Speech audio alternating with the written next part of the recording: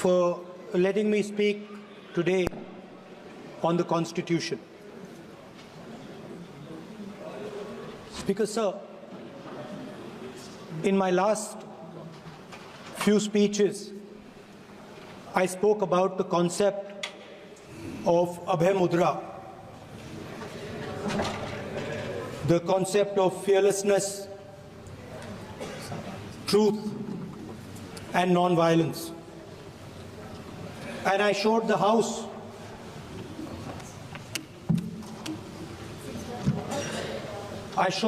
images of our different religions displaying this Abhay Mudra.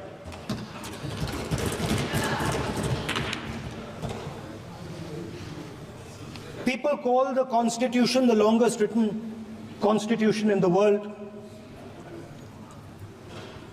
But the Constitution contains a set of ideas from one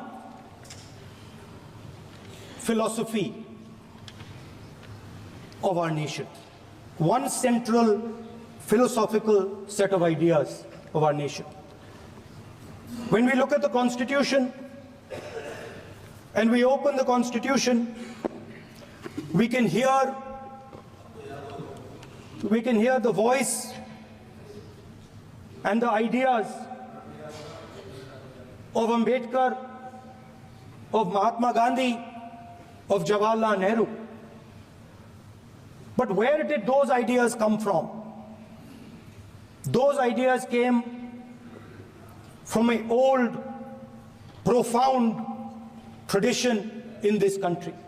Those ideas came from Shiva, from Guru Nanak, from Basavana, from Buddha, from Mahavir, from Kabir, from a list of people.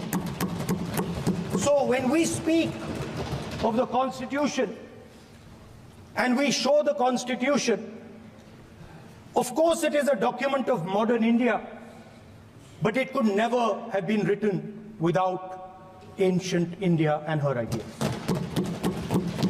So when we look at this Constitution, we remember this list of people, all different variations on the same idea. And in front of us stand the people who follow a very different philosophical tradition. And I want to start my speech by quoting what the supreme leader, not of the BJP, but of the modern interpretation of the ideas of the RSS has to say about the Constitution of India and about how he thinks India should be run. The worst thing about the Constitution, the worst thing about the Constitution of India is that there is nothing Indian about it. Manusmriti is that scripture which is most worshipable after Vedas for our Hindu nation, and from which our ancient times have become the basis of our culture, customs, thought, and practice. This book, for centuries, has codified the spiritual and divine march of our nation. Today, Manusmriti is law. These are the words of Savarkar. Mr. Savarkar has clearly stated in his writings that there is nothing Indian about our Constitution. He has clearly stated that the book India is run by should be superseded by this book. And this is what the fight is about. Now, it's nice that all of you are so-called defending the Constitution. But I want to ask you, do you stand by your leader's words? Do you support your leader's words? Because when you speak in parliament about protecting the constitution, you are ridiculing Savarkar. You are abusing Savarkar. You are defaming Savarkar. I'd like to quote also in Hindi. Bharat के संविधान के बारे में सबसे बुरी बात तो यह है कि इसमें कुछ भी भारतीय नहीं है। भारत के संविधान के बारे में सबसे बुरी बात तो यह है कि इसमें कुछ भी भारतीय नहीं है। यह आपके नेता ने कहा था, जिसकी आप पूजा करते हैं। Speaker sir, I described in my first speech the idea of a battle taking place. I described the Mahabharata, described Kurukshetra. There is a battle taking place today in India. And on this side are the defenders of the idea of the Constitution. And from each state we have one. If you ask us Tamil Nadu, we will tell you Periyar. If you ask us Karnataka, we will say Basavana. If you ask us Maharashtra, we will say Phule ji, Ambedkar ji. If you ask us Gujarat, we will say Mahatma Gandhi. आप speaker को You praise these people. You praise these people hesitatingly because you have to. But the truth is that you want India to be run the way it used to be run. जैसे हिंदुस्तान पहले चलाया जाता था, वैसे ही आप हिंदुस्तान को चलाना चाहते हो। मैं बता रहा हूं, आ रहा हूं। पेशेंस रखिए थोड़ी, इतना एक्साइटमेंट नहीं होना चाहिए। स्पीकर सर, जब मैं छोटा था दिल्ली में, स्पीकर सर, दिल्ली के चारों ओर जंगल हुआ करता था। जो आज यहां रहते हैं उनको ताजुब होगा कि एम्स के बिल्कुल बगल में जंगल शुरू होता था। जहां रेलवे म्यूजियम है वहां पे जंगल शुरू होता था। वैसे ही जंगल में, दोनों नॉर्थ और साउथ, वैसे ही जंगल में हजारों साल पहले एक युवा, 6-7 साल का युवा, हर रोज सुबह उठ के 4 बजे उठ के, एक बच्चा, वाह बहुत बढ़िया, एक बच्चा 4 बजे उठ के तपस्या करता था। हर रोज सुबह तपस्या, हाँ, हर रोज सुबह वो धनुष उठाकर तीर कमान चलाता था और घंटे उसने तपस्या की, सालों के लिए उसने तपस्या की।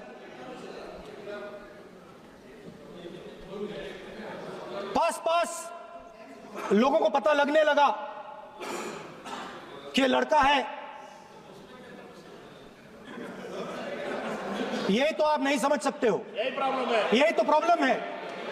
धनुष में तपस्या है, मनरेगा के काम करने में तपस्या है। तपस्या का मतलब शरीर में गर्मी पैदा करना, समझिए। हाँ, तब का ये मतलब है, तपस्या का ये मतलब है। तो ये तपस्या कर रहा था, लोगों को पता लगा और वो गुरु के पास गया। लड़के का नाम एकलव्य था और वो गुरु के पास गया और उसने कहा, गुरु द्रोणाचार्य जी, मैं सालों से धनुष चलाना सीख रहा हूं, मैंने अपनी पूरी शक्ति इसमें डाली है,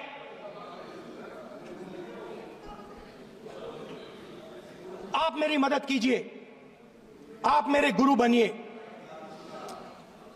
द्रोणाचार्य जी ने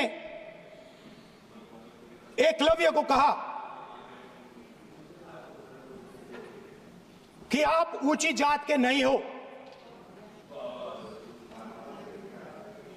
आप ऊंची जात के नहीं हो, आप द्विजा नहीं हो, मैं आपका गुरु नहीं बनूंगा, यहां से तुम चले जाओ।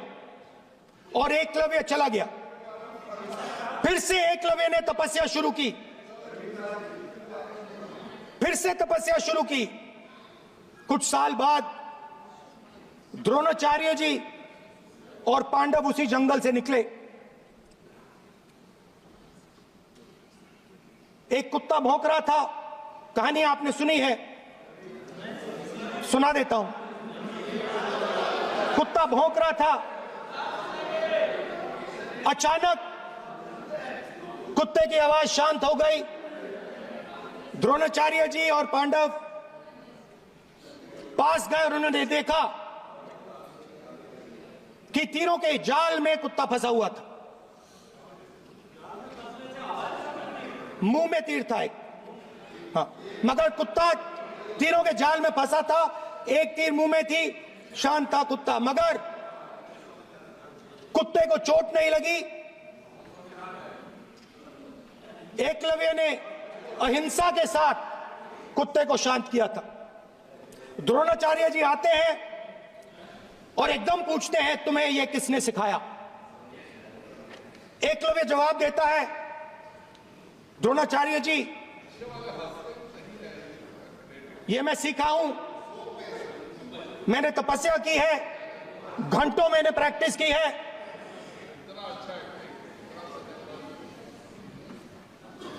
आपने मुझे गुरु बनने से मना किया था, तो मैंने एक मूर्ति, मट्टी की मूर्ति सामने रखी और मैंने प्रैक्टिस की और मैं सीखा। द्रोणाचार्य जी खुश नहीं हुए। द्रोणाचार्य जी ने एकदम कहा, तुम्हें मुझे गुरु दक्षिणा देनी है। नहीं नहीं, ये आपकी स्टोरी है, ये आपकी स्टोरी है। मेरी स्टोरी है कि द्रोणाचार्य ने पूछा।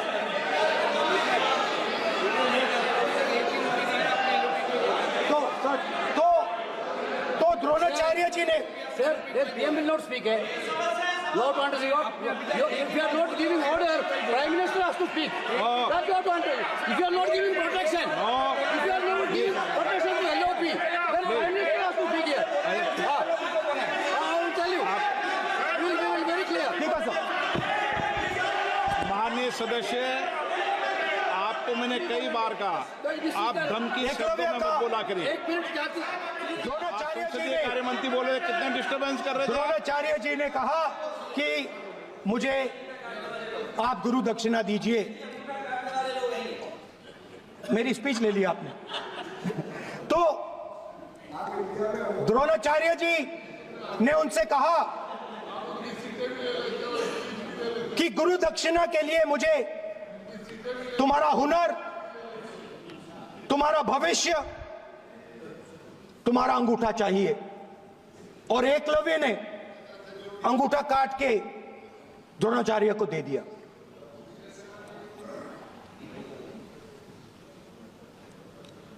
यह अभय मुद्रा है। इसमें कॉन्फिडेंस, स्ट्रेंथ, निडरता कहां से आती है? हुनर से आती है, इस अंगूठे से आती है। ये लोग इसके खिलाफ हैं। जैसे द्रोणाचार्य जी ने एकलव्य का अंगूठा काटा, वैसे ही आप पूरे देश का अंगूठा काटने में लगे हुए हो। आप जैसे ही एकलव्य का, जैसे द्रोणाचार्य जी ने एकलव्य का अंगूठा काटा, वैसे ही आप हिंदुस्तान के युवाओं का, जैसे ही एकलव्य ने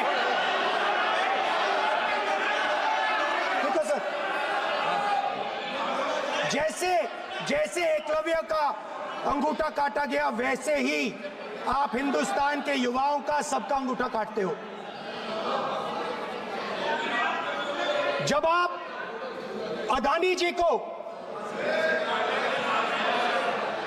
अदानी जी को धारावी देते हो, तो आप धारावी के जो एंटरप्रेन्योर्स हैं, जो स्मॉल एंड मीडियम बिजनेसेस हैं, उनका आप अंगूठा काटते हो।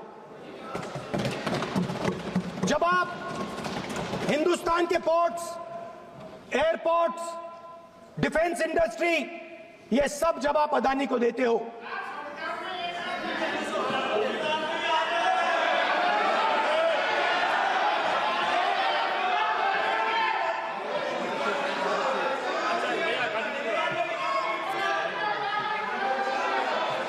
हिंदुस्तान के सारे जो फेयर प्ले बिजनेसेस हैं, जो ईमानदारी से काम करते हैं, आप उन सब का अंगूठा काटते हो जब आप अदानी की मदद करते हो। कॉन्स्टिट्यूशन में लैटरल एंट्री कर आप हिंदुस्तान के युवाओं का, पिछड़ों का, गरीबों का अंगूठा काटते हो।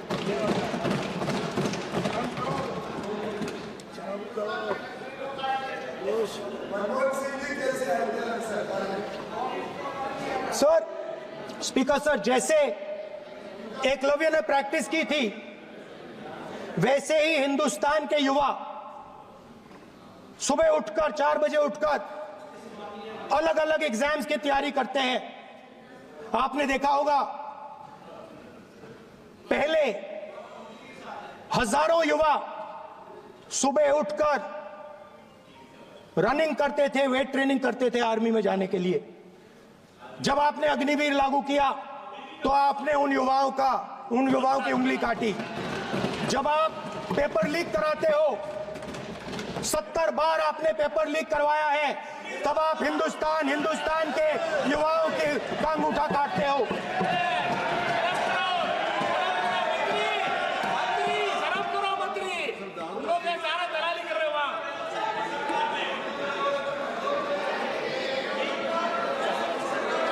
आज बाहर, दिल्ली के बाहर आपने किसानों पर टीयर गैस चलाया है, आपने किसानों पर लाठीचार्ज किया है। किसान आपसे एमएसपी मांगते हैं, सही दाम मांगते हैं, मगर आप अदानी को फायदा पहुंचाते हो, अंबानी को फायदा पहुंचाते हो और किसान का अंगूठा काटने का काम करते हो। देखिए, हम कहते हैं अभय मुद्रा, हम कहते हैं डरो मत, आप कहते हो हम आपका अंगूठा काट देंगे। ये फर्क है। एक तरफ कौन सर बोलिए। मेरे कहना है कि हम एक मिनट प्लीज बैठिए, आप बैठिए, प्लीज बैठिए, आप बैठिए। आज हम भारत के संविधान की 75 वर्ष की गौरवशाली यात्रा। कहीं नहीं लिखा है कि मोनोपोली होनी चाहिए, कॉन्स्टिट्यूशन में कहीं नहीं लिखा है कि पेपर लीक होना चाहिए, कॉन्स्टिट्यूशन में कहीं नहीं लिखा है कि अग्निवीर होना चाहिए, कॉन्स्टिट्यूशन में ये सब नहीं लिखा है। इसलिए मैं यहां रेस कर रहा हूं। कॉन्स्टिट्यूशन में नहीं लिखा है कि हिंदुस्तान के युवाओं का अंगूठा काटना चाहिए, उनका जो हुनर है उनसे छीना जाना चाहिए।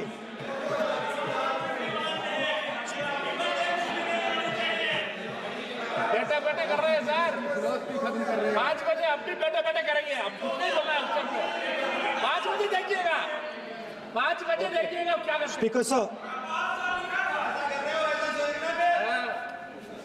मैं कुछ दिन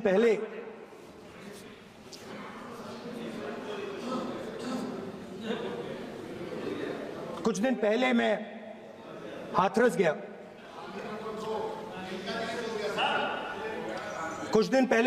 गया। हाथरस में 4 साल पहले एक लड़की का बलात्कार होता है, गैंग रेप होता है, 3-4 लोग गैंग रेप करते हैं।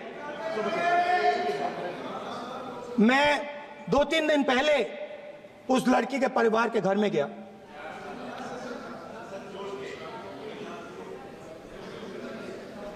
जिन्होंने गैंग रेप किया वो बाहर घूम रहे हैं और लड़की का परिवार अपने घर में बंद है। लड़की का परिवार बाहर नहीं जा सकता है। जो अपराधी हैं वो उनको रोज धमकाते हैं और वो बाहर घूमते हैं।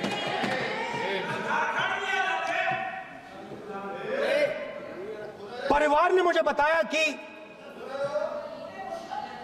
बेटी का जो अंतिम संस्कार था वो भी नहीं करने दिया और चीफ मिनिस्टर ने इसके बारे में खुलकर मीडिया में झूठ बोला है। ये कॉन्स्टिट्यूशन में कहां लिखा है? ये कॉन्स्टिट्यूशन में कहां लिखा है कि जो बलात्कार करते हैं वो बाहर रहे और जिसका रेप हुआ है, जिसके परिवार, उस परिवार को बंद कर दिया जाए? कहां लिखा है कॉन्स्टिट्यूशन में? ये आपकी किताब में लिखा हुआ है, मनुस्मृति में लिखा है, मगर कॉन्स्टिट्यूशन में नहीं लिखा। और अगर आप कहते हो कि यूपी में आपका राज है और वहां पे कॉन्स्टिट्यूशन नहीं लागू होता है, वहां पे मनुस्मृति लागू हो रही है।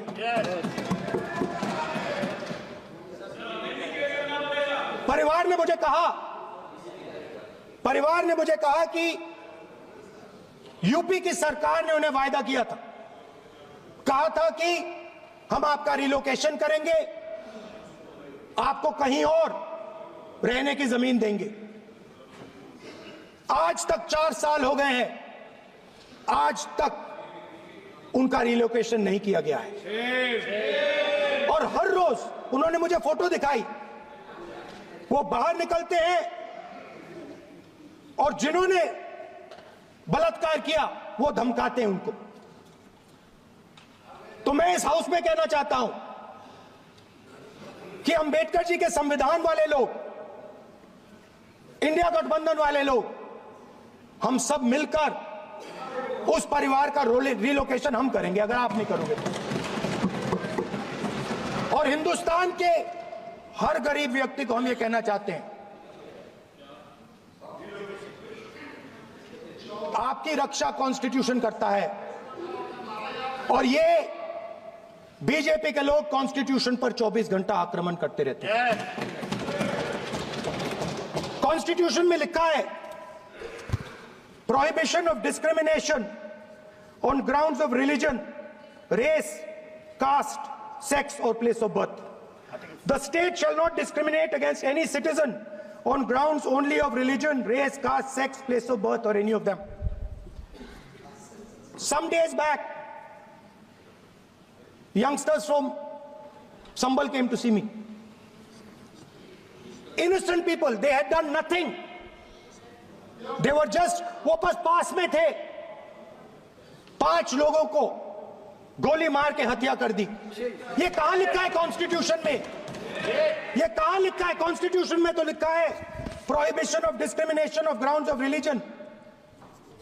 और जहां भी आप जाते हो, एक धर्म को दूसरे धर्म से लड़ाते हो, नफरत फैलाते हो। कहां लिखा है कॉन्स्टिट्यूशन में? कहां लिखा है कॉन्स्टिट्यूशन में कि एक धर्म को दूसरे धर्म से लड़ाना है? कहां लिखा है कॉन्स्टिट्यूशन में कि दलित परिवार को बंद करके अंदर रखना है और उनके अपराधियों को बाहर घूमने देना है? कौन से कॉन्स्टिट्यूशन में लिखा है? मुझे दिखाइए।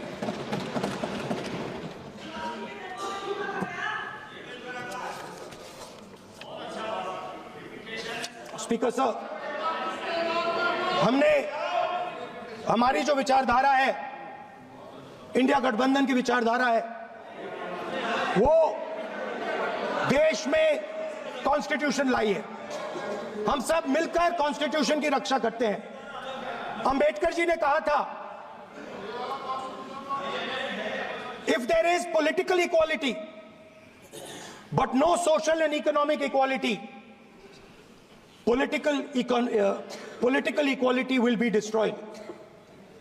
ये अंबेडकर जी के शब्द हैं और आज ये बात सबके सामने है। पॉलिटिकल इक्वालिटी जो थी वो खत्म हो गई है। हिंदुस्तान के सारे इंस्टीट्यूशंस कैप्चर कर लिए गए हैं। सोशल इक्वालिटी नहीं रही। फाइनेंशियल इकोनॉमिक इक्वालिटी नहीं रही। इसीलिए हमारा अगला कदम जाति जनगणना होगा। हम देश को दिखाना चाहते हैं कि आपने किन लोगों का और कहां कहां अंगूठा काटा है। हम दलितों को, आदिवासियों को, पिछड़ों को, किसानों को, मजदूरों को दिखाना चाहते हैं कि आपने किस किस का अंगूठा काटा है। इसलिए जो मैंने वायदा किया था, इसी हाउस में यहां हम कास्ट सेंसस लागू करेंगे और उसके बाद हिंदुस्तान में एक नए तरीके का विकास होगा, एक नई तरीके की राजनीति होगी। जो मैंने पहले कहा था, जो आपको अच्छा नहीं लगता है, 50% रिजर्वेशन, उस दीवार को हम यहां तोड़ेंगे। 50% रिजर्वेशन की दीवार और जाति जनगणना हम यहां करा के दिखाएंगे। आपको जो कहना है कर लो, कह लो। स्पीकर सर, बहुत बहुत धन्यवाद।